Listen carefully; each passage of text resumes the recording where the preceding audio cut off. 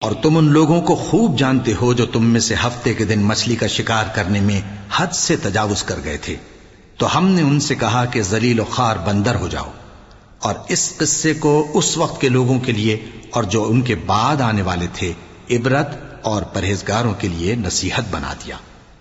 اور جب موسیٰ نے اپنی قوم کے لوگوں سے کہا کہ اللہ تم کو حکم دیتا ہے کہ ایک بیل ذبح کرو، وہ بولے کیا تم ہم سے ہنسی کرتے ہو؟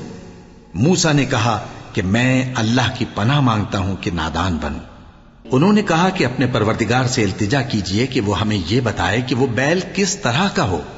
موسیٰ نے کہا پروردگار فرماتا ہے کہ وہ بیل نہ تو بوڑھا ہو اور نہ بچڑا بلکہ ان کے درمیان یعنی جوان ہو، سو جیسا تم کو حکم دیا گیا ہے ویسا کرو۔ انہوں نے کہا اپنے پروردگار سے درخواست کیجئے کہ ہم کو یہ بھی بتا دے کہ اس کا رنگ کیسا ہو۔ موسیٰ نے کہا پروردگار فرماتا ہے کہ اس کا رنگ گہرا زرد ہو کہ دیکھنے والوں کے دل کو خوش کر دیتا ہو۔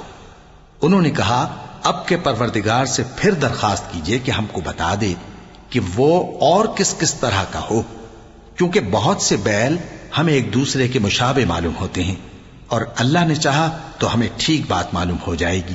موسیٰ نے کہا کہ اللہ فرماتا ہے کہ وہ بیل کام میں لگا ہوا نہ ہو، نہ تو زمین جوتتا ہو اور نہ کھیتی کو پانی دیتا ہو، بے عیب ہو، اس میں کسی طرح کا داغ نہ ہو۔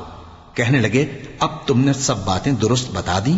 غرض بڑی مشکل سے انہوں نے اس بیل کو ذبح کیا، جبکہ وہ ایسا کرنے والے لگتے نہ تھے۔ اور جب تم نے ایک شخص کو قتل کیا تو اس میں باہم جھگڑنے لگے، حالانکہ جو بات تم چھپا رہے تھے اللہ اس کو ظاہر کرنے والا تھا۔ چنانچہ ہم نے کہا کہ اس بیل کا کوئی سا ٹکڑا مقتول کو مارو، اس طرح اللہ مردوں کو زندہ کرتا ہے اور تم کو اپنی قدرت کی نشانیاں دکھاتا ہے تاکہ تم سمجھو۔ پھر اس کے بعد تمہارے دل سخت ہو گئے گویا وہ پتھر ہیں یا ان سے بھی زیادہ سخت، اور پتھر تو بعضے ایسے ہوتے ہیں کہ ان میں سے چشمے پھوٹ نکلتے ہیں، اور بعضے ایسے ہوتے ہیں کہ پھٹ جاتے ہیں اور ان میں سے پانی نکلنے لگتا ہے، اور بعضے ایسے ہوتے ہیں کہ اللہ کے خوف سے گر پڑتے ہیں، اور اللہ تمہارے کرتوتوں سے بے خبر نہیں۔ مومنو، کیا تم امید رکھتے ہو کہ یہ لوگ تمہارے دین کے قائل ہو جائیں گے؟ حالانکہ ان میں سے کچھ لوگ کلام اللہ یعنی تورات کو سنتے پھر اس کے سمجھ لینے کے بعد اس کو جان بوجھ کر بدل دیتے رہے ہیں، اور یہ لوگ جب مومنوں سے ملتے ہیں تو کہتے ہیں ہم ایمان لے آئے ہیں، اور جس وقت تنہائی میں ایک دوسرے سے ملتے ہیں تو کہتے ہیں جو بات اللہ نے تم پر ظاہر فرمائی ہے وہ تم ان کو اس لیے بتائے دیتے ہو کہ قیامت کے دن اسی کے حوالے سے تمہارے پروردگار کے سامنے تم کو الزام دیں۔ کیا تم سمجھتے نہیں؟ کیا یہ لوگ یہ نہیں جانتے کہ جو کچھ یہ چھپاتے اور جو کچھ ظاہر کرتے ہیں اللہ کو سب معلوم ہے؟